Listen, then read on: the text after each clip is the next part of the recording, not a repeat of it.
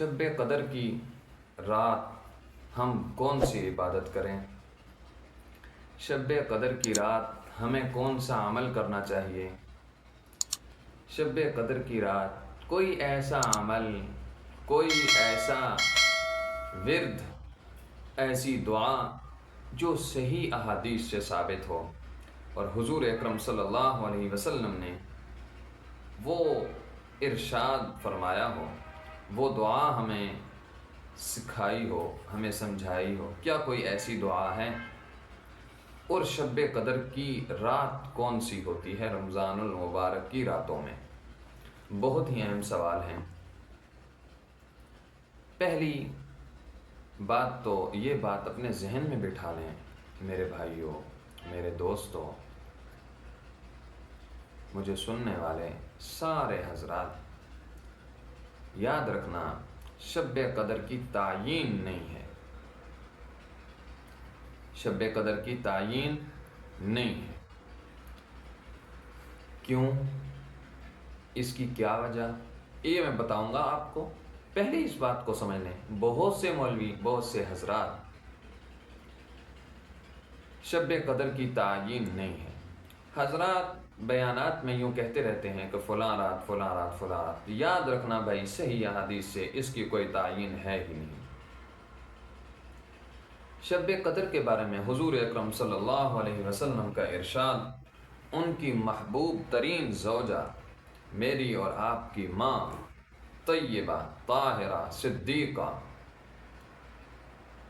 ام عائشہ صدیقہ رضی اللہ تعالی عنہ ارشاد فرماتی ہیں کہ حضور اکرم صلی اللہ علیہ وسلم نے ارشاد فرمایا، لیلۃ القدر کو، شب قدر کو آخری عشرے میں تلاش کیا کرو۔ اور پھر اسی طرح ایک اور روایت میں اس سے بڑھ کر جو زیادہ سے زیادہ اس کی تعیین ملتی ہے حدیث میں، زیادہ سے زیادہ جو اس کی تعیین حدیث مبارکہ میں حضور اکرم صلی اللہ علیہ وسلم کے فرمانوں میں ملتی ہے، وہ یہ کہ اس کو آخری رمضان کے آخری عشرے میں اوطاق راتوں میں تلاش کرو، 21، 23، 25، 27 اور 29 میں۔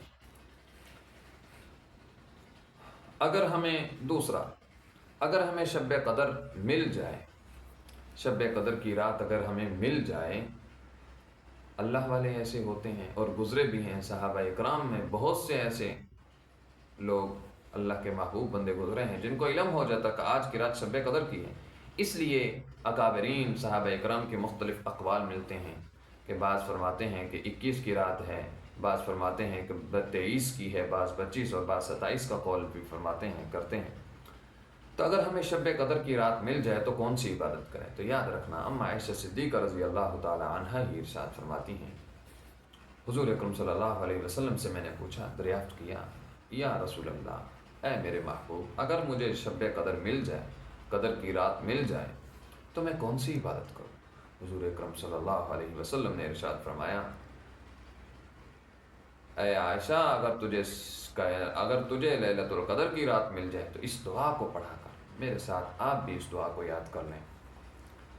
فرمایا، اللہم انک عفو تحب العفو فاعف عنی، اللہم انک عفو تحب العفو فاعف عنی۔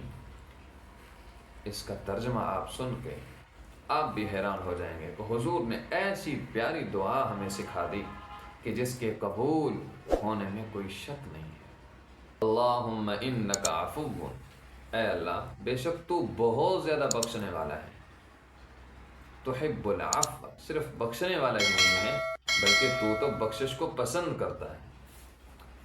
بے شک بخشنا یہ تو تیرا محبوب عمل ہے، فاعف عنی، بس تو مجھے بھی بخش دے، بس تو مجھے بھی بخش دے۔ حضور اکرم صلی اللہ علیہ وسلم نے ارشاد فرمایا، اس عمل کو جاری رکھا کرو، اس ورد کو بار بار پڑھا کرو۔